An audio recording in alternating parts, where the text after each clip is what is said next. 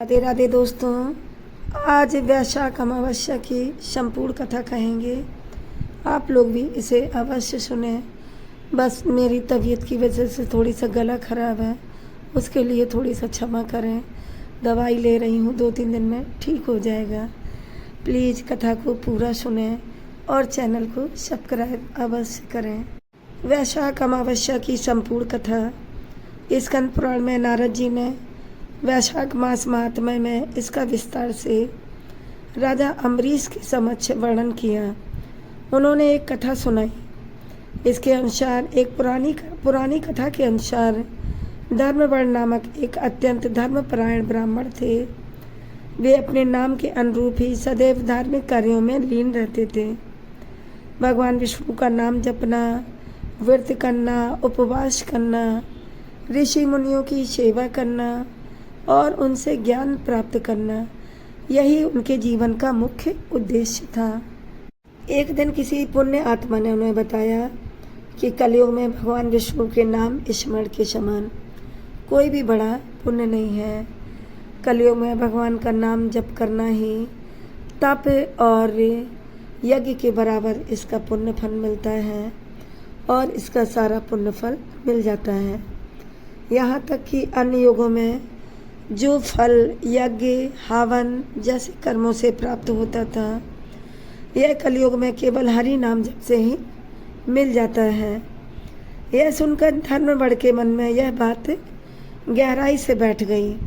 वे निरंतर भगवान हरि का नाम जपने लगे और धीरे धीरे संसार से विरक्त होकर संन्यास की ओर बढ़ गए तथा विभिन्न स्थानों पर भ्रमण करने लगे। कहा जाता है कि एक समय जब वे नाम स्मरण करते हुए पितरलोक में पहुँचे तो उन्होंने देखा कि उनके पितर कष्ट में हैं। यह देखकर वे अत्यंत दुखी हो गए और अत्यंत व्यथित हो उठे और उन्होंने अपने पितरों से उनके कष्ट का कारण पूछा। तब पितरों ने बताया कि उनके संन्यास लेने के कारण अब उनका श्राद्ध और पिंडदान करने वाला कोई नहीं रहा। इसी वजह से वे दुख भोग रहे हैं और यह सुनकर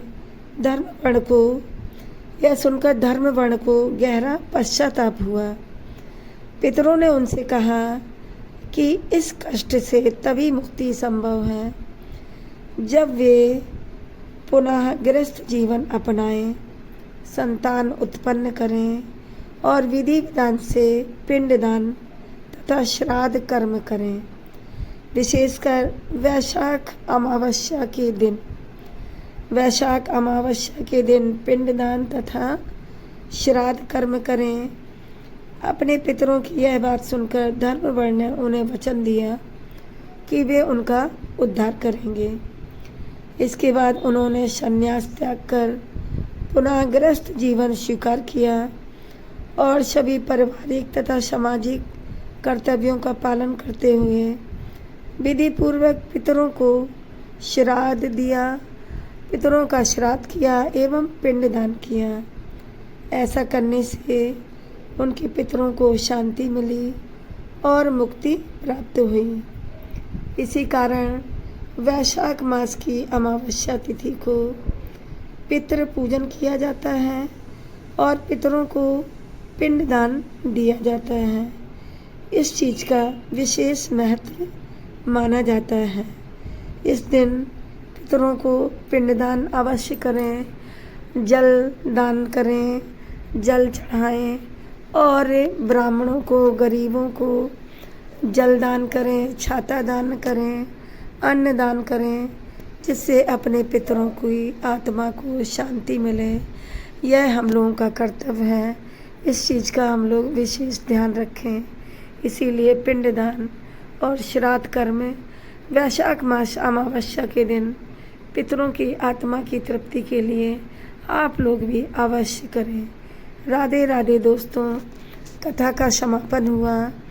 चैनल को सब्सक्राइब करें, वीडियो को लाइक व शेयर करें। धन्यवाद दोस्तों। राधे राधे।